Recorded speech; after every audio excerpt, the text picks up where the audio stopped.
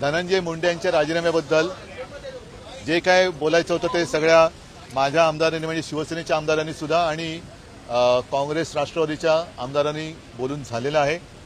प्रश्न हा सर्वांना पडलेला आहे तो की जे काही व्हिडिओ किंवा फोटो काल आले हे आधी सरकारकडे आले होते की नव्हते हा एक महत्त्वाचा प्रश्न आहे। त्यानिमित्ताने सुद्धा बरीचशी चर्चा आपल्या माध्यमावरती झालेली आहे। मी आता हा आजचा पहिला दिवस झालेला आहे या राजीनाम्याचा आणि एकूणच चर्चेचा। हळूहळू आणखीन विषय पुढे पुढे येत जातील। रोजच तसं पाहिलं तर काही ना काहीतरी भानगडी बाहेर येत आहेत। मला असं वाटतं की मुख्यमंत्री जर पारदर्शी कारभार करत असतील तर त्यांचं स्वागत आहे, पण पारदर्शीपणाने कारभार करताना त्यांचे हात कोणी बांधतायत का हा सुद्धा एक प्रश्न आहे। महाराष्ट्राच्या जनतेला आता या सगळ्याचा वीट आलेला आहे, कंटाळा आलेला आहे। त्यांना त्यांच्या व्यथा सोडवणारं सरकार पाहिजे। एकमेकाच्या व्यथांना पांघरून घालणारं सरकार हे महाराष्ट्राच्या जनतेला नको आहे आणि आमची सुद्धा हीच अपेक्षा आहे की विरोधी पक्ष म्हणून आम्ही नेमके कोणाचे विरोधी आहोत तर या समस्येच्या विरोधी आहोत। तर चांगलं राज्य घडवण्यासाठी सगळ्यांनी आपापल्या जबाबदाऱ्या पार पाडल्या पाहिजेत। तुम्ही स्वतःही मुख्यमंत्र्यांकडे हे फोटो खूप आधीपासून आले होते आणि ते दाबून ठेवले गेले असं तुम्हाला वाटतंय का? समाज माध्यमांवर आणि माध्यमांमध्ये चर्चा आहे त्यात तुम्हाला काय तथ्य वाटतं? आता या प्रश्नाचं उत्तर स्वतः मुख्यमंत्र्यांनी द्यायला पाहिजे कारण ते स्वतः गृहमंत्री पण आहेत। आपला प्रश्न जो आहे तो अतिशय योग्य आहे की 2-3 म्हणजे डिसेंबरपासून ही घटना गाजते। राजीनाम्याची मागणी बरं आज धनंजय मुंडे यांनी जो राजीनामा दिलेला आहे त्यांनी स्वतः कारण दिले त्यांच्या तब्येतीचं। मी त्यांच्या तब्येतीबद्दल कोणते भाष्य करू इच्छित नाही कारण कोणीही कोणाच्या तब्येतीबद्दल आणि प्रकृती अस्वास्थ्याबद्दल चेष्टा टवाळी करू नये। जशी त्यांनी म्हणजे आमच्यातले जे कोणी गेले त्यांनी माझ्या प्रकृतीबद्दल केली होती, पण मी एक संस्कार पाळणार आहे म्हणून मी कोणाच्याही तब्येतीबद्दल किंवा प्रकृती अस्वास्थ्याबद्दल अजिबात चेष्टा करणार नाही। मात्र नेमकं खरं कारण काय? कारण धनंजय मुंडे यांनी सांगितलं की त्यांना त्यांच्या प्रकृती अस्वास्थ्यामुळे त्यांनी राजीनामा दिलाय। त्याच वेळेला अजितदादा असं म्हणाले की त्यांनी नैतिकतेच्या आधारावरती दिलेला आहे। तर नेमकं कारण काय? आणि जर का त्यांनी प्रकृती अस्वास्थ्यामुळे दिला असेल तर एवढे फोटो आणि व्हिडिओ बाहेर आल्यानंतर सुद्धा त्यांचा राजीनामा मग घेतला का गेला नाही याचं उत्तर सरकारने दिलं पाहिजे। आग्रही होते पण धनंजय मुंडे राजीनामा द्यायला तयार नव्हते। आता मला असं वाटतं तो राजीनामा झालाय, फक्त राजीनामा नेमका काय कारणाने दिला गेलेला आहे ह्याचंही उत्तर आलं पाहिजे। आणि आता तुम्ही जो प्रश्न विचारला की ह्या सगळ्या गोष्टी नेमक्या अधिवेशन काळामध्येच बाहेर कशा आल्या आणि 2-1 महिने जर त्या होत्या तर बाहेर का आल्या नव्हत्या, आणि जर बाहेर आलेल्या होत्या किंवा यांच्यापर्यंत पोहोचल्या असतील तर त्याच वेळेला यांचा राजीनामा का घेतला गेला नाही हे या अनुषंगाने निर्माण झालेले प्रश्न आहेत।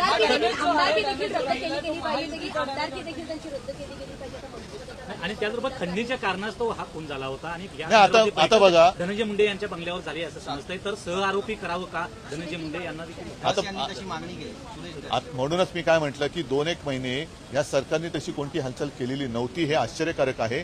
आणि आता जी काय मागणी होते मग ती जनता आज तिकडे मराठवाड्यामध्ये उत्स्फूर्तपणाने काही ठिकाणी बंद होत आहेत, तर जनतेची जी जनप्रक्षोभ आहे तो होऊ द्यायचा नसेल तर जनतेच्या भावनेचा आदर केला गेला पाहिजे। आणि नुसता राजीनामा नाही आणि केवळ एकाच नाही तर बाकी सुद्धा ज्या काही गोष्टी आता कानावर येत आहेत आणि घडतात आणि तुमच्याच माध्यमातून जनतेसमोर येत आहेत, सरकारने त्याही बाबतीमध्ये हालचाल केली पाहिजे। कारण आता हे सरकार खूप मजबूत आहे। आताच वेळ आहे की महाराष्ट्रातनं ही गुंडागर्दी आणि भ्रष्टाचार मुक्त महाराष्ट्र करायचा असेल तर हीच वेळ आहे। नाहीतर मग आता लाडक्या बहिणीसारखी लाडका गुंडाची योजना सरकारने आणली, सरकारपेक्षा महाराष्ट्र बदनाम होतोय। बरं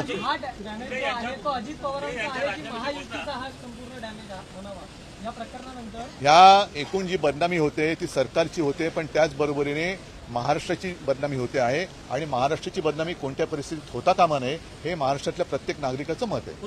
महाराष्ट्र के हालात उत्तर प्रदेश या बिहार जैसे हो गए जिस प्रकार से बरं ठीक आहे। नाही पक्षाच्या वतीने विरोधी पक्षनेत्यासाठी अध्यक्षांकडे तात्काळ नावाची शिफारस करण्यात आलेली आहे। अनेक दिवसांपासून केव्हा शिफारस करणार मला तेच मी बोलायला आलो होतो पण तुम्ही काय मला बोलूच देत नव्हता। आता तुमच्या समोर मी जो आत्ता आलेलो आहे ते हेच सांगायला आलेलो आहे की गेले काही दिवस सातत्याने एक प्रश्न विचारला जात होता की विरोधी पक्षनेते पदावरती दावा तुम्ही सांगणार आहात की नाही। आज शिवसेनेने विरोधी पक्षनेतेपदावरती दावा केलेला आहे आणि साहजिकच आहे, काँग्रेस असो राष्ट्रवादी असो, महाविकास आघाडी म्हणून या पुढची वाटचाल जी आहे ती आम्ही एकत्र करणार आहोत. इतर सुद्धा ज्या काही गोष्टी आहेत त्याहीबद्दल आमची चर्चा सुरू देखील आहे आणि यापुढे सुद्धा चर्चा करून आम्ही एकत्रित निर्णय यापुढे घेत राहू. पण आज मात्र आम्ही विधानसभा अध्यक्षांकडे विधानसभेतल्या विरोधी पक्षनेतेपदासाठी माननीय भास्करराव जाधव यांच्या नावाची मागणी केलेली आहे आणि आम्हाला खात्री आहे की लोकशाही मूल्यांचं पालन करून लवकरात लवकर याचा निर्णय होईल आणि येत्या बजेटपूर्वी, कारण बजेटमध्ये विरोधी पक्षनेतेपद किंवा विरोधी पक्षनेता असायला पाहिजे जो जनतेच्या वतीने काही बोलू शकेल. तर आम्ही अपेक्षा अशी करतोय की मुख्यमंत्री ज्याप्रमाणे स्वच्छ कारभार करतायत, भ्रष्टाचार एक असेल, आता त्यांनी काल परवा सांगितलेलं आहे की कोणी जरी गुंड असला, आता केंद्रीय मंत्र्यांच्या मुलीची छेडछाड काढली गेली तर स्वतः मुख्यमंत्री बोलले की कोणत्याही पक्षाचा असला तरी त्याला दया माया क्षमा दाखवली जाणार नाही. तर त्याच पद्धतीने त्याच नीतीला जागून याही बाबतीमध्ये लवकरात लवकर निर्णय होईल अशी आम्हाला आशा आहे. विरोधी पक्षनेते पदाचा अडीच वर्षांचा फॉर्म्युला ठरलेला आहे का? असा असा फॉर्म्युला वगैरे काही नाहीये आणि म्हणून मी म्हटलं की आम्ही एकत्रितपणाने पुढे जातो आहोत. बऱ्याच गोष्टी आहेत, जसं काही निवडणुका असतील, काही असतील तर पुढे बघू नका. पण विधान परिषदेमध्ये काँग्रेस आग्रही आहे विरोधी पक्षासाठी. मागणी होती विरोधी पक्षनेतेपदासाठी आणि असं म्हटलं जात होतं की भाजपलाही ते नाव चालणार होतं. नेमकं काय घडलं की ज्याच्यामुळे त्यांना बॅकसीटवर बसवलं? भाजपला आधी त्याचं नाव चालणार होतं, आधी मला कळलं असतं बरं झालं असतं. म्हणजे घराणेशाहीला त्यांचा विरोध नाही हे मला कळलं असतं तर बरं झालं असतं. सर, हिंदी में बता दीजिए, जिस प्रकार से महाराष्ट्र में धनंजय मुंडे का मामला आया, संतोष देशमुख का मामला आया, क्या महाराष्ट्र के हालात उत्तर प्रदेश या बिहार जैसे हो रहे हैं? एक जमाना जरूर था, कुछ भी अगर गलत होता तो बिहार और उत्तर प्रदेश का नाम लिया जाता था, लेकिन अब दोनों जगह पर या तीनों जगह पर बीजेपी शासित गवर्नमेंट है. किसके साथ किसकी बराबरी करे? और माना तो यही जाता है कि बिहार की हालत अब काफी सुधर गई है. यूपी में तो बुलडोजर राज चल रहा है, तो बदनाम महाराष्ट्र हो रहा है. और ये जो संस्कृति है और जिस तरीके से घटनाएं घट रही है तो मतलब हो रही है, घट रही है मतलब कोणाला वाटेल की घटतात की काय, म्हणजे घडतायत तो हो रही है. तो ये कभी महाराष्ट्र ने नहीं देखा था. जिस प्रकार से धनंजय मुंडे का इस्तीफा अनाउंस, कारण क्या है? क्योंकि मुंडे जी, धनंजय तो बोल रहे कि उनकी प्रकृति तबीयत ठीक नहीं है इसलिए उन्होंने इस्तीफा दिया. अजित पवार बोल रहे कि नहीं नैतिकता का कारण है. तो असलियत क्या है? लेकिन सर जिस तरीके से टाइमिंग, हाँ बोलिए.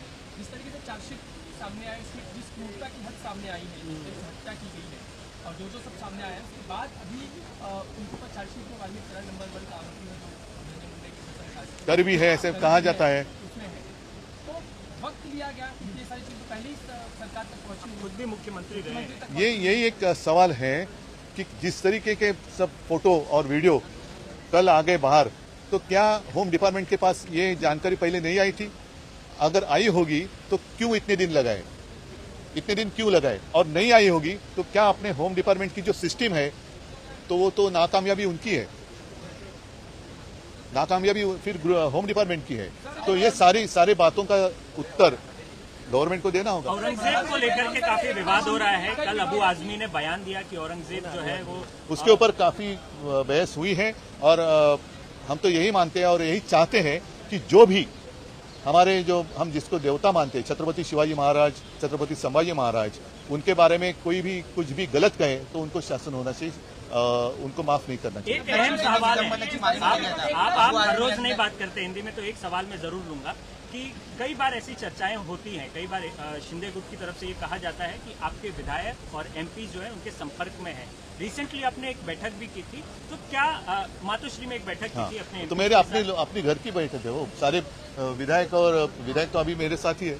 तो क्या इसको लेकर के कितने विधायक जो है, क्या कोई जाने की संभावना है?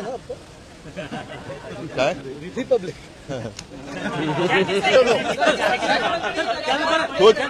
वो मैं उनको यही सलाह देना चाहता हूँ कि अपने वो खुद के विधायक बचा के रखे, क्योंकि जिस तरीके से उनकी हालात इस गवर्नमेंट ने करके रखी है तो वो खुद को संभाले. और बाद में वो जो गाना था ना एक पिक्चर में, सपने में आती है, फिर मेरे विधायक उनके सपने में आएंगे. अभी तो नहीं.